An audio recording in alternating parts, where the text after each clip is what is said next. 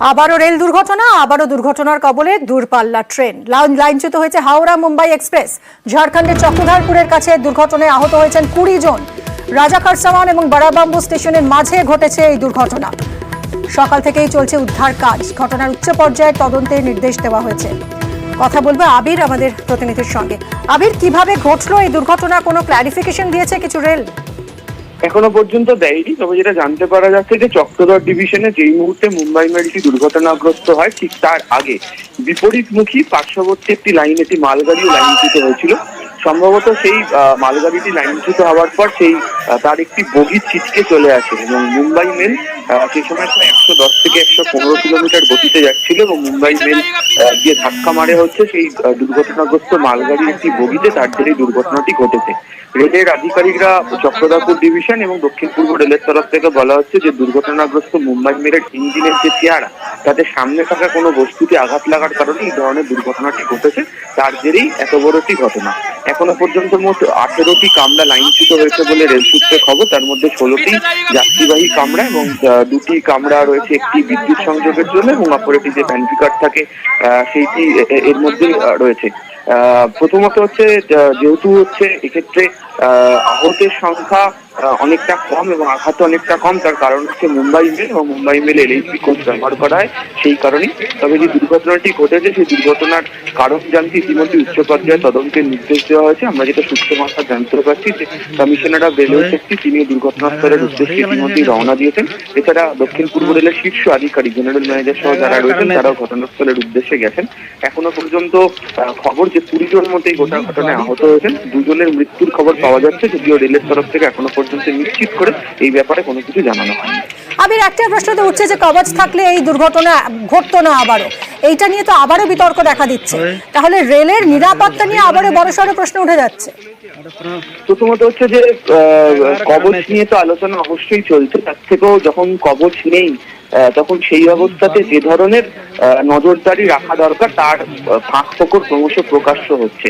এই দুর্ঘটনার কারণ যেটা দেখাই যায়, মানে এখনো পর্যন্ত যেটা জানা গেল, শুরুতে যেটা বলছিলাম যে বিপরীতমুখী লাইনে পাশের একটি লাইন ধরে একটি মালগাড়ি আসছিল, সেটি কোনো কারণে দুর্ঘটনায় পড়ে এটাও জানা যাচ্ছে তার যে বগি ছিটকে এসে লেগেছে। এখনো পর্যন্ত প্রাথমিকভাবে যেটা জানা যাচ্ছে, সেক্ষেত্রে দাঁড়িয়ে লাইন যে মেরামতির যে কাজ, নজরদারির যে কাজ, সেটি কোথাও ব্যাহত হচ্ছে বলে বোঝা যাচ্ছে।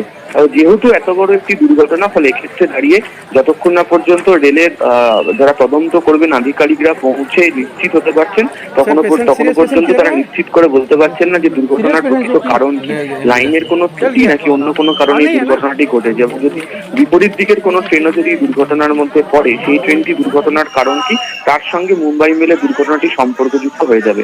ফলে গোটা ঘটনাটি অত্যন্ত বড় সড় এবং রেলের আধিকারিকদের মধ্যে একটি অদ্ভুত ধরনের দুর্ঘটনা চক্রধরপুর ডিভিশনের মধ্যে। তবে এটা ঠিক, রেলের যে সুরক্ষা ব্যবস্থার যে ফাঁক ফোকর বা যে গাফিলতি পর এই ধরনের দুর্ঘটনার ক্ষেত্রে সেটা অবশ্যই সামনে চলে যাবে। আবির, 2 জনের মৃত্যুর খবর পাওয়া যাচ্ছিল, এ বিষয়ে কোনো আপডেট?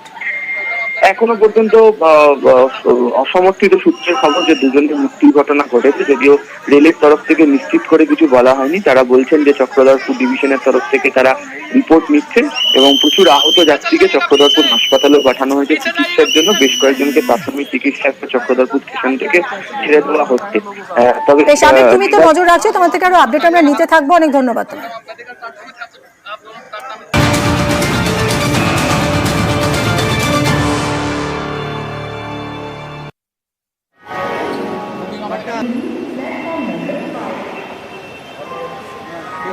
এই ট্রেন হাওড়া থেকে ছেড়েছিল, হাওড়া থেকে মুম্বাইয়ে যাচ্ছিল, ফলে এখানকার বহু যাত্রী রয়েছেন বলেই মনে করা হচ্ছে। এদিকে হাওড়া স্টেশনে হেল্প ডেস্ক খোলা হয়েছে। কি তৎপরতা রাজ্যের পক্ষ থেকে জানবো সোমরাজ আমাদের প্রতিনিধির কাছ থেকে। সোমরাজ, ইতিমধ্যেই হাওড়া খড়গপুর এই 2 জায়গায় কন্ট্রোল রুম চালু করা হয়েছে।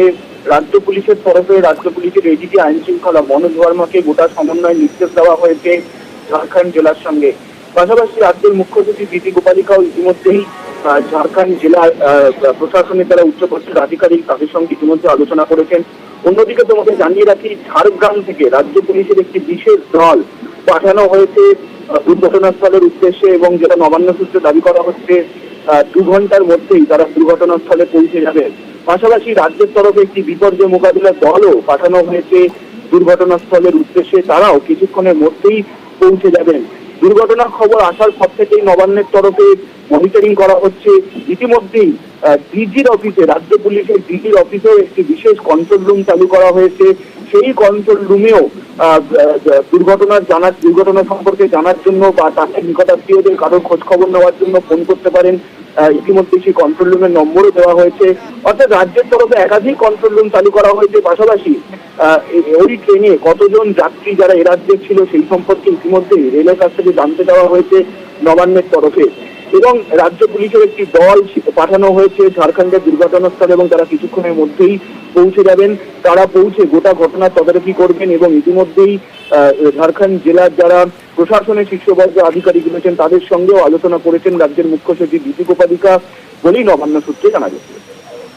ধন্যবাদ সোমরাজ। একাধিক কন্ট্রোল রুম খোলা হয়েছে, চালু করা হয়েছে এবং যে হেল্পলাইন নম্বর দেওয়া হচ্ছে সেই নম্বরে ফোন করে কেউ জানতে পারবেন এই দুর্ঘটনা সম্পর্কে।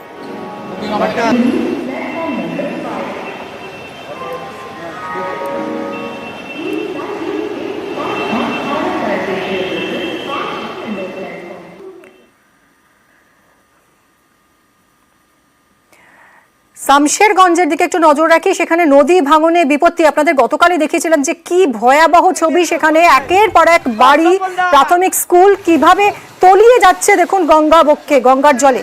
শামশেরগঞ্জে ঘর ছাড়া বেশ কয়েকটি পরিবার, ঘর ছাড়া 65টি পরিবারকে ত্রাণ বিলি করা হচ্ছে। ব্লক প্রশাসন ত্রাণ বিলি করছে এই ঘর ছাড়া পরিবারগুলোকে। প্রণব আমাদের প্রতিনিধির সঙ্গে কথা বলবো। প্রণব, যে ভয়াবহ ছবি আমরা দেখেছিলাম গতকাল শামশেরগঞ্জে, সেই ভাঙন এখনো কি সেই একই রকম পরিস্থিতি, মানে এখনো কি তলিয়ে যাচ্ছে একের পর এক ঘর বাড়ি? অন্যদিকে এই ত্রাণের ছবিটা একটু জানতে চাইবো। দেখো, আজকের ছবিটা কিছুটা উন্নত, বিকেলের পর থেকে কিন্তু সেই ভাঙন আপাতত বন্ধ হয়েছে, কিন্তু কতক্ষণ পর্যন্ত সেই ভাঙন কমে থাকবে সেটা কিন্তু গতকালকে প্রায় 3 ঘন্টার মধ্যে 20টি বাড়ি তলিয়ে যায় এবং 60 থেকে 65টা বাড়িকে তোমার পরিবারকে তোমার যে আছে স্কুল শিক্ষক প্রাথমিক বিদ্যালয় রয়েছে সেখানে নিয়ে এসে তাদেরকে রাখা হয়েছে এবং বেশ কিছু বাড়ি কেবলমাত্র সময়ের অপেক্ষা সেই সমস্ত বাড়িগুলো তলিয়ে যায়, সেই সমস্ত পরিবারগুলোকেও নিয়ে এসে রাখা হয়েছে নিরাপদ জায়গাতে এবং প্রশাসনের পক্ষ থেকে এবং চাচন্ড পঞ্চায়েতের যিনি প্রধান রয়েছেন তার মাধ্যম দিয়ে সেই সমস্ত পরিবারগুলোর যে সাধারণভাবে খাবার দাবারের যে ব্যবস্থা সেই সমস্ত ব্যবস্থা কিন্তু প্রশাসনের পক্ষ থেকে করা হয়েছে। এবং এলাকার মানুষের একটা দাবি, এই যেভাবে গঙ্গা ভাঙন রাজ্য সরকারের পক্ষ থেকে বালির বস্তা দিয়ে বাঁধানো হয়েছিল, সেই বাঁধানোর পরও কিন্তু এই গঙ্গার জলস্তর একটুখানি কমে গেছে, তারপর কিন্তু সেই বালির বস্তাগুলো বসে যায়, তার ফলে কিন্তু এই ভাঙনটা হয়েছে।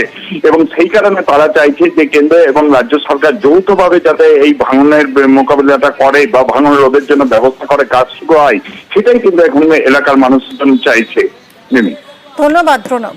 মুর্শিদাবাদের নদী ভাঙন জেলাবাসীর কাছে এক দুঃস্বপ্ন এবং ভয়াবহ ভাঙনের কবলে একের পর এক বাড়ি চলে যাচ্ছে, প্রাথমিক স্কুল তলিয়ে গেছে। ত্রাণের বন্দোবস্ত করা হয়েছে জেলা প্রশাসনের পক্ষ থেকে। সকাল 9:30 থেকে আজকে গঙ্গা ভাঙন শুরু হয়েছিল, সেখানে অনেক পরিবার ক্ষতিগ্রস্ত হয়েছে। এটা শুধু রাজ্য সরকারের প্রতি কেন্দ্রের বঞ্চনা, তো সাময়িক কিছু মানুষের জন্য আমাদের বিডি অফিস থেকে এনে আমরা চাচণ্ডজীবিতে কিছু রিলিফ বিতরণ করলাম যারা ক্ষতিগ্রস্ত হয়েছেন। সমস্ত কিছু এই অসহায় মানুষের হাতে আমরা তুলে দিলাম।